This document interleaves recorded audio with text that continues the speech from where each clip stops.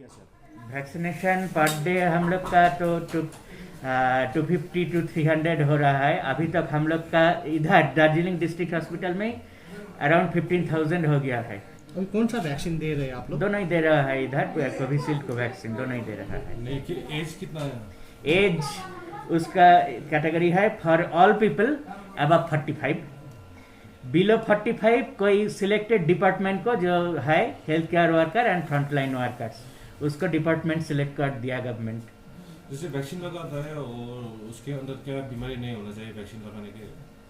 Vaccine को जो बड़ी है, वैक्सीन प्रोटेक्शन देते,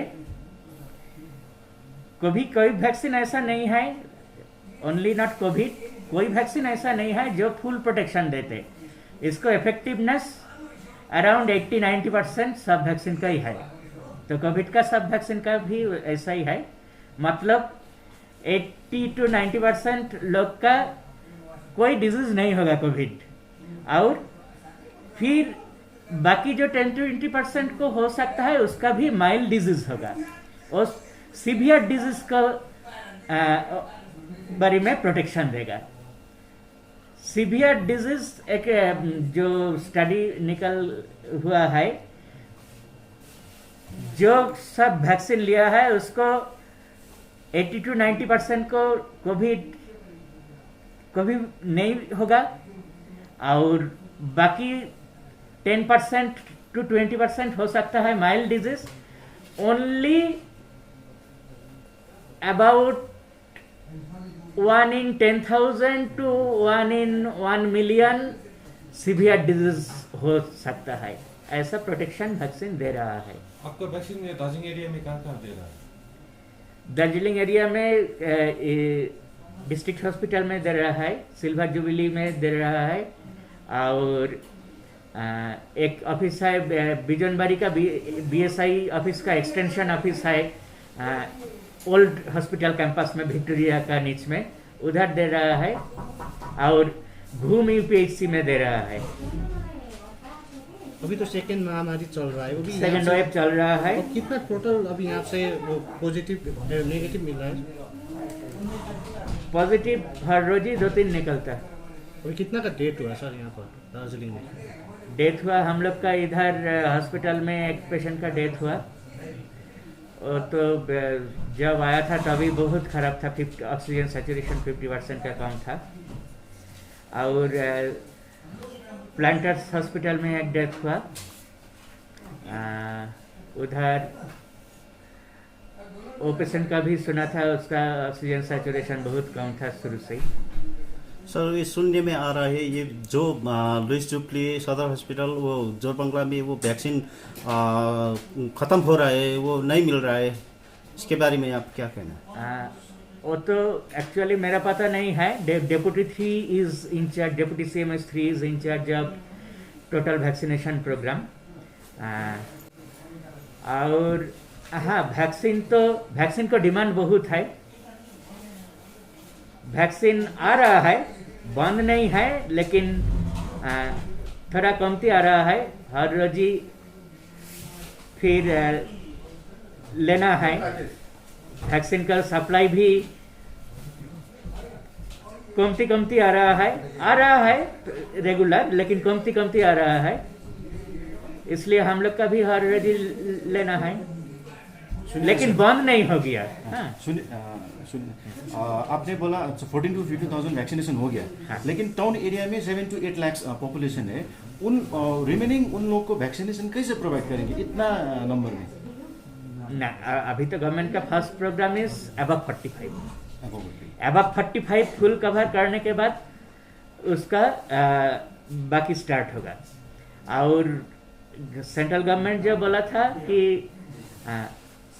मई से स्टार्ट होगा, मई महीने में स्टेट गवर्नमेंट बोला 5th में स्टार्ट करेगा, तो उसलिए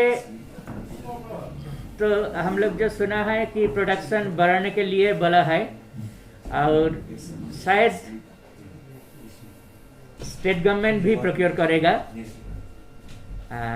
प्रोडक्शन बढ़ाने से और स्टेट गवर्नमेंट प्रोक्योर करने से शायद मई में थोड़ा ज़्यादा होगा, सप्लाई।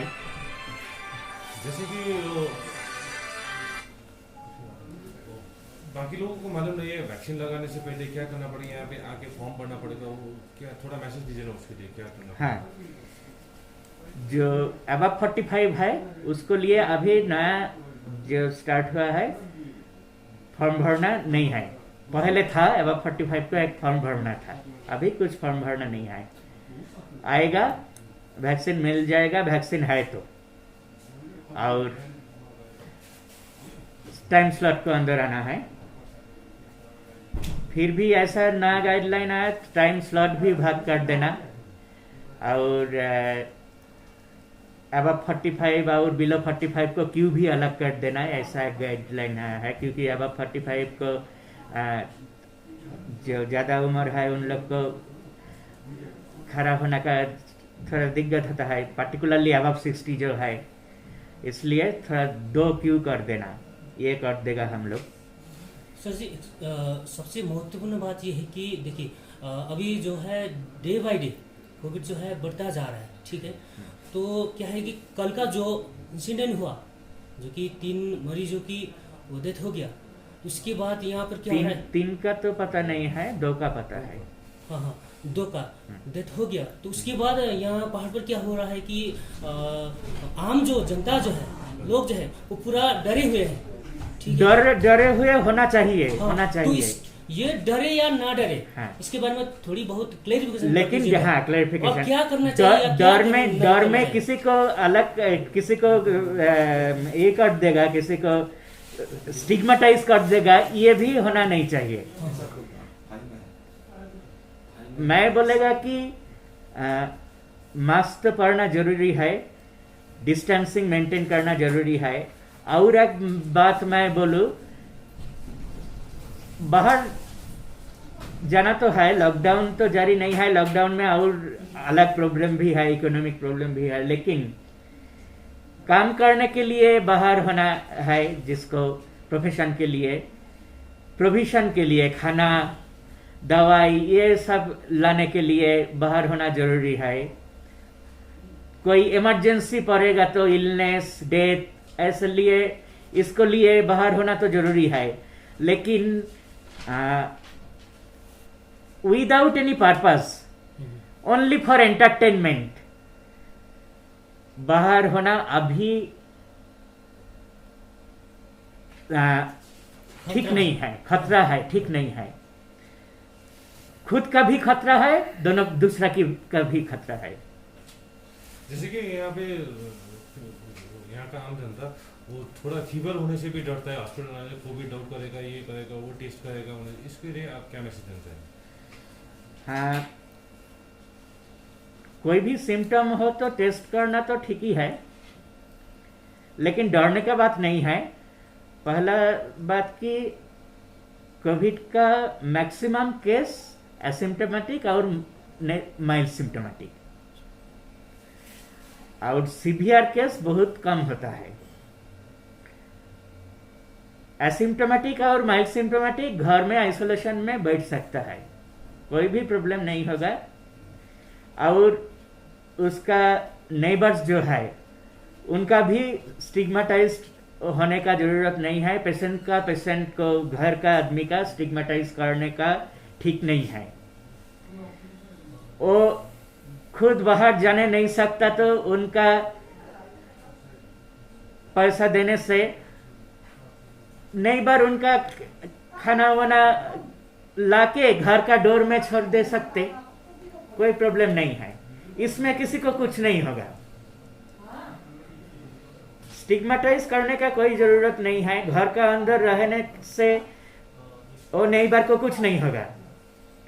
नेबर को हेल्प करना भी चाहिए, वो पैसा दे देगा, घर का डोर में खाना छोड़ देगा।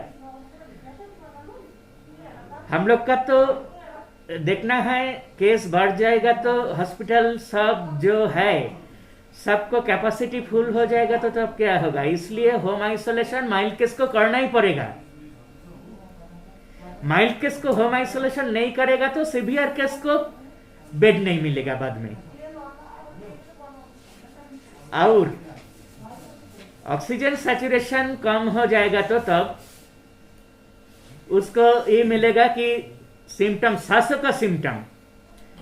का सिम्टम ज्यादा होगा तब तो हॉस्पिटल में लाना ही होगा। सर अभी डिस्ट्रिक्ट हॉस्पिटल में कितना केसेस है कोविड का?